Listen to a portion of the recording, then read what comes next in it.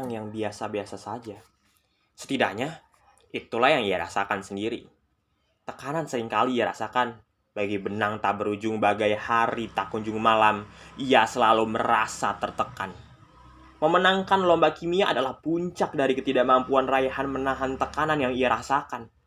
Pagi itu, di dalam kelas, saat mata pelajaran pertama dimulai, Raihan duduk dengan tegap. Terdengar samar-samar suara burung mencari anaknya di luar. Saat ini, Raihan terlihat cemas.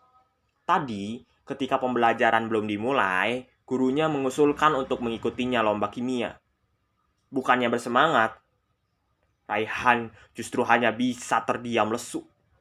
Karena ia tahu, pasti orang tuanya sudah mengetahui hal itu. Dan memerintahkannya untuk mengikuti lomba tersebut. Ketika matahari hendak tenggelam, Raihan sudah sampai di rumahnya. Ia membuka pintu perlahan dan berharap tak langsung bertemu orang tuanya. Karena ia hanya ingin beristirahat. Namun, kenyataan tak semudah itu. Ketika ia hendak menaiki tangga ke kamarnya, suara yang sangat tak asing terdengar. "Nak, udah pulang?" ucap ibunya dari ruang makan. "Iya, Bu," ucap Raihan membalas. "Kamu ada lomba kimia ya? Semangat ya, Nak. Ibu tahu kamu pasti bisa dan kamu pasti menang," ucap ibunya yang sedang berjalan menuju anaknya. Tak lama, Raihan hanya menganggukkan kepalanya singkat. Ketika ia hendak pergi ke kamarnya, ibunya bertanya lagi. "Kamu nggak makan dulu, Nak?" Aku membalikan kepala dan berkata, "Nggak, Bu. Raihan kenyang," ucapnya sembari tersenyum simpul yang terkesan dipaksakan. Raihan masuk ke kamarnya. Ia menyimpan tasnya di kasur, lalu duduk menekukkan kaki. Ia terlihat tak baik-baik saja. Lagi-lagi, ibunya dan bapaknya tak menanyakannya terlebih dahulu perihal mau atau enggaknya Raihan mengikuti lomba. Namun tak ada pilihan lain untuk Raihan, karena ia tak mau mengecewakan orang tuanya. Ia pun tak tahu bagaimana membuat orang tuanya bangga dan bahagia selain menggunakan cara ini. Tanpa sadar, Raihan perlahan meneteskan air mata. Malam itu, Raihan menangis di bawah rembulan. Di bawah rembulan lagi. Yah, lagi. Karena itu sudah menjadi kebiasaannya. Tak terasa, waktu perlombaan sudah tiba. Raihan harus melakukan lomba tersebut siang hari ini. Tak perlu tanya seberapa kacau Raihan kemarin malam. Karena ia sudah mencapai puncaknya. Ia terlihat tak mampu mengendalikan diri. Ia terlihat tak baik-baik saja. Untung saja, ia mampu menyembunyikan hal itu tadi pagi dari orang tuanya. Meskipun ia lelah dan terus tertekan, tetap saja ia tak mau mengecewakan orang tuanya. Karena baginya, senyuman orang tuanya adalah yang terbaik untuknya. Meskipun ia harus mempertaruhkan kesehatannya. Pikiran yang salah memang, tapi begitulah Raihan. Tepat 2 jam sebelum lomba dimulai, Raihan tampak kembali tak mampu mengendalikan diri. Ia berjongkok di belakang gedung olahraga, tempat perlombaan tersebut dilaksanakan. Di dalam, terdengar suara penonton yang bergantian hendak menepati tempat duduk. Tak perlu ditanyakan lagi, kedua orang tuanya hadir di tempat itu.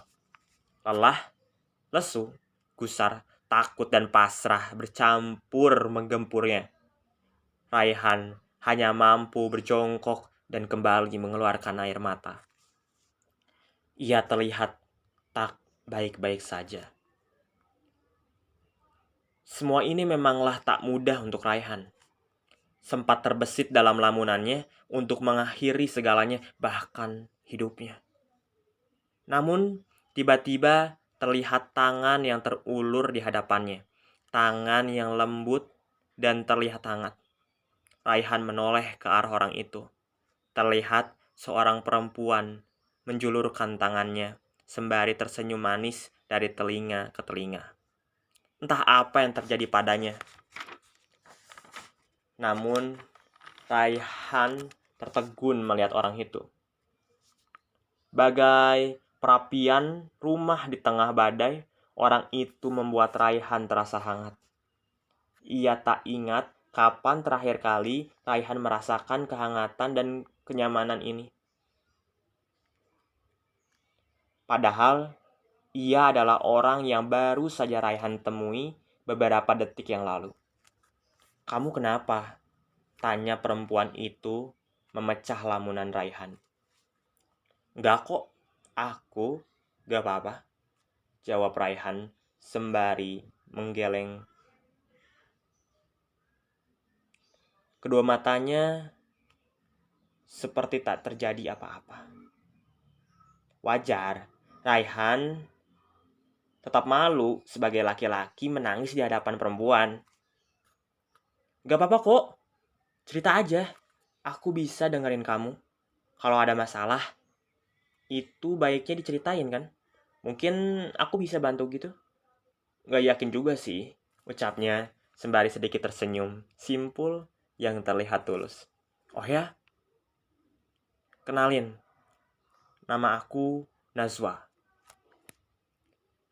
sambungnya sambil menggulurkan tangan.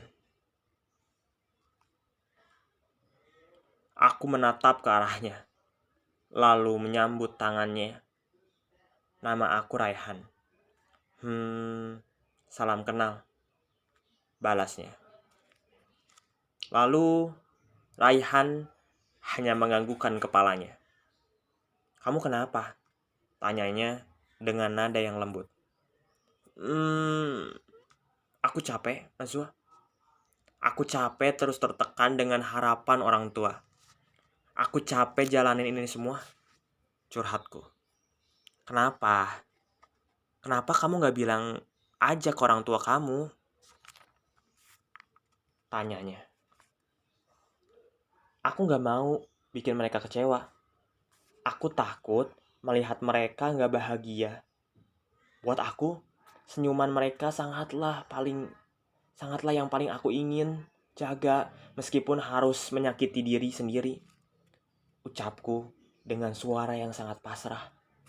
"Kamu gak boleh gitu. Gak baik loh buat kamu," balasnya dengan muka yang tampak cemas. "Ya, mau gimana lagi? Mungkin ini yang terbaik," jawabku. Aku gak bisa ngasih solusi untuk kamu.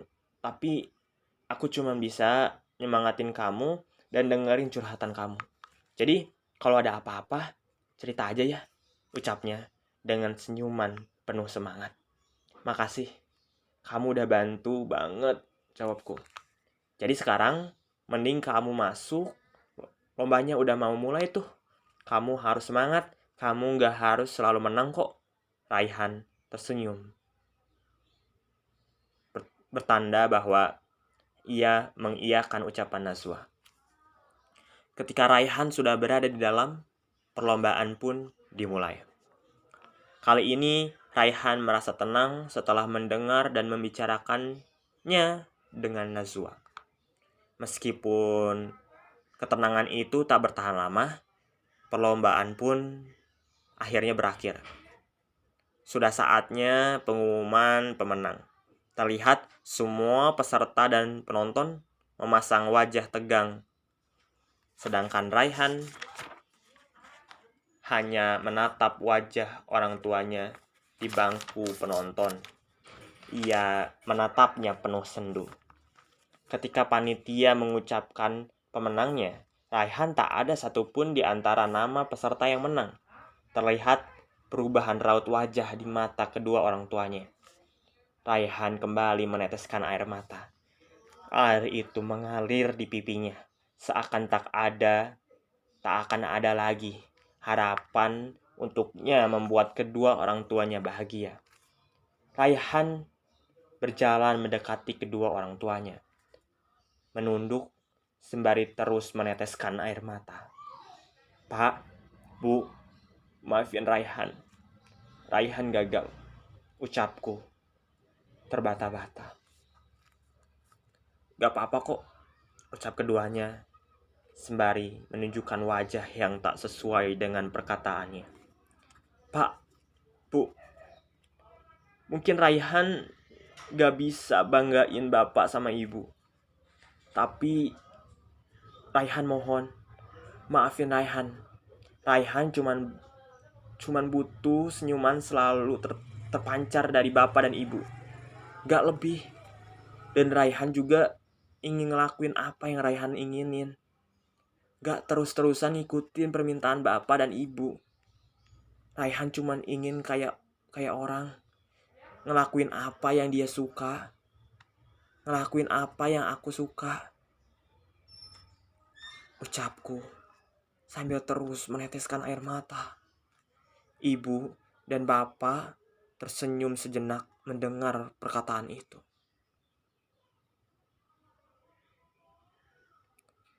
Tersenyum sembari tertegun sejenak mendengar perkataan itu. Ia tersadar telah merenggut kebahagiaan anaknya untuk memilih jalan hidupnya. Ibu dan bapak pun saling menatap, menahan tangisan di matanya. Mereka sadar kesalahan yang dilakukan keduanya, lalu berkata, "Nak, maafin bapak dan ibu ya. Selama ini terus egois maksa kamu ngelakuin semuanya tanpa persetujuan kamu," ucap keduanya seraya memeluk anaknya itu. Di balik pelukannya, Raihan menatap ke arah penonton. Di tribun atas terlihat Najwa yang tersenyum melihat hal itu. Lalu Najwa pergi meninggalkan tempat itu. Raihan hanya melihatnya, berusaha mengejarnya. Namun semua itu tak ada hasilnya. Akhirnya Raihan hanya bisa kembali ke keluarganya lalu pulang ke rumah dengan perasaan yang berbeda dari sebelumnya. Yang tak diketahui Raihan adalah Najwa bukanlah siapa-siapa. Ia hanyalah hayalan yang ia ciptakan sendiri di dalam pikirannya untuk menyelamatkan dirinya sendiri. Dalam keluarga yang paling penting adalah komunikasi dan memahami. Oleh karena itu, kita harus tahu, tidak semua anak bisa dididik dengan cara yang sama. Ketika kita melihat anak diam, bukan berarti ia baik-baik saja.